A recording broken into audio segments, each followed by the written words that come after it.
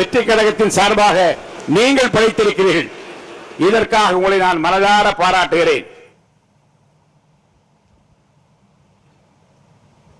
சென்னை மாநகர மாகாண ஆளுநராக இருந்த லார்ட் வெலிங்டன் அவர்களும் அவருடைய மனைவி லேடி வெலிங்டன் அவர்களும் இணைந்து 6/3/1922 நடைபெற்ற விழாவில் வழங்கிய நாற்காலி தான் நான் அமர்ந்திருக்கிற இந்த நாற்காலி. இந்த விழாவிலே பேசிய சென்னை மாகாண சட்டமன்ற பிரதிநிதியும் இந்திய சுதந்திர போராட்ட வீரரும் அரசியல் ராஜதந்திரியுமான திவான் பகதூர் எம் ராமச்சந்திர ராவ் பண்டுலு அவர்கள் ஹவுஸ் ஆஃப் காமன்ஸ் தலைவராக இருந்தவர்களெல்லாம் தாங்கள் பயன்படுத்திய நாற்காலியை தங்கள் பதவி காலத்தில் நிறைவாக எடுத்து செல்வது வழக்கம். இந்த நடைமுறை 1832 முதல் கைவிடப்பட்டது என்று தெரிவித்திருக்கிறார்.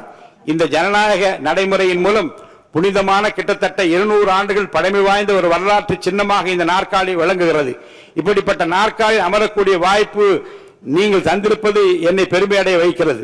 இந்த நாற்காலி அமரக்கூடிய வாய்ப்பு கிடைப்பதெல்லாம் இந்த அவையின் கண்ணியம் மற்றும் பெருமையை மிக உயர்ந்த அளவில் நிலைநிறுத்த வேண்டும் என்று லார்ட் வெலிங்டன் அவர்கள் குறிப்பிட்டதை நான் படித்து பார்த்தேன். மாண்புமிகு முதலமைச்சர் புரட்சி தளபதி அவர்கள் எனக்கு இந்த பொறுப்பினை வழங்கி இருக்கிறார்கள்.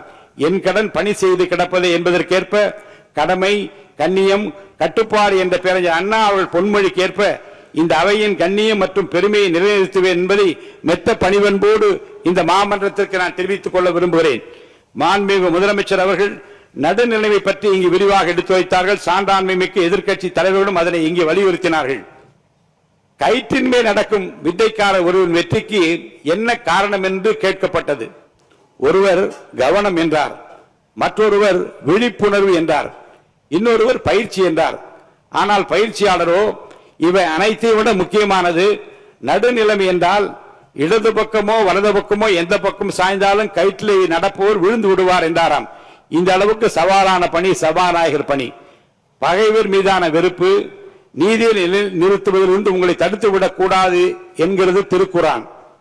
ஏழை என்று அவனுக்கு பட்சபாரம் காட்டாமலும் பெரியவன் என்று முகதாட்சியம் பாராமலும் நியாய தீர்ப்பு செய்ய வேண்டும் என்கிறது பைபிள். நடுநிலைமை என்றால் சமத்துவம் என்கிறது பகவத்கீதை. ஆக 3 மதங்களும் நடுநிலைமையை வலியுறுத்துகின்றன.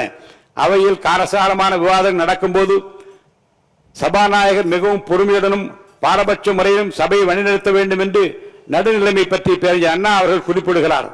Speaker upon election should rise above party politics என்கிறார் பண்டித Jawaharlal Nehru.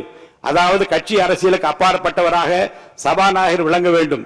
Speaker as a neutral firm and indispensable authority necessary for maintaining parliamentary discipline and upholding the democratic principles என்கிறார் சட்டமேதை அம்பேத்கர் அவர்கள்.